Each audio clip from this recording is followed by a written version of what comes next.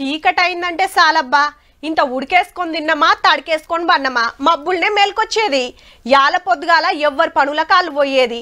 పోరలు అట్లా బయటికి పోయి ఆడుకునేది. పొద్దుముఖంగా పెద్దోళ్ళు అరుగుల మీద కూర్చొని ముచ్చట్లు పెట్టుకునేది.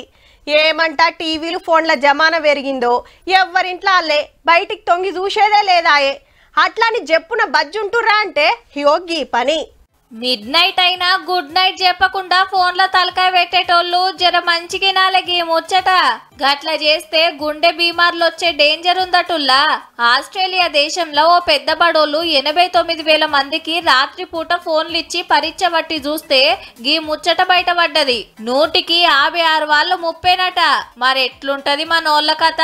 లైట్లు బంద్ చేయాలి, ఫోన్ల కమాయి చేయాలి. కొందరైతే చెద్దరు కప్పుకొని గంటల కమానం వాట్సాప్ ల చాటింగ్లు, ఫేస్బుక్ లో పోస్టులు, ఇన్స్టాల రీల్స్ చూసుడు. 12-1 వండరబ్బా.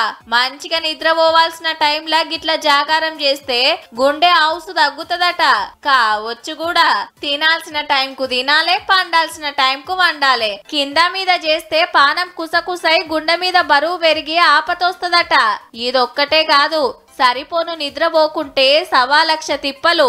రాత్రిపూట గంటల కమానం ఫోన్లు చూస్తే కండ్ల కింద క్యారీ బ్యాగులు వస్తాయి, గుడ్లు ఎర్రగైతాయి, బాడీకి రెస్ట్ ఉండది, దిమాగ్ తిక్క తిక్క చేస్తది. సారుకో ఫోను, మేడానికో ఫోను, పోరలకు చెరో ఫోను. ఈ ఇంటోళ్ళందరు కలిసి ఫ్యామిలీ ప్యాక్ కింద ఏదో రోగాలు తెచ్చుకునే కథ అయితది. పొద్దాక ఆఫీస్ పనులు, అటు తిరుగుడు ఇటు తిరుగుడు, ఎవ్వల బిజీలు వాళ్ళు ఉన్నప్పుడు రాత్రి జర నిమ్మలంగా రెస్ట్ ఇయ్యాలే కదా బాడీకి. చెప్పిండు తీ సుద్దులు అని అవే ఇద్దరు పడతారో జర పైలంగా మెసులుకుంటారో మీ ఇష్టం మరి.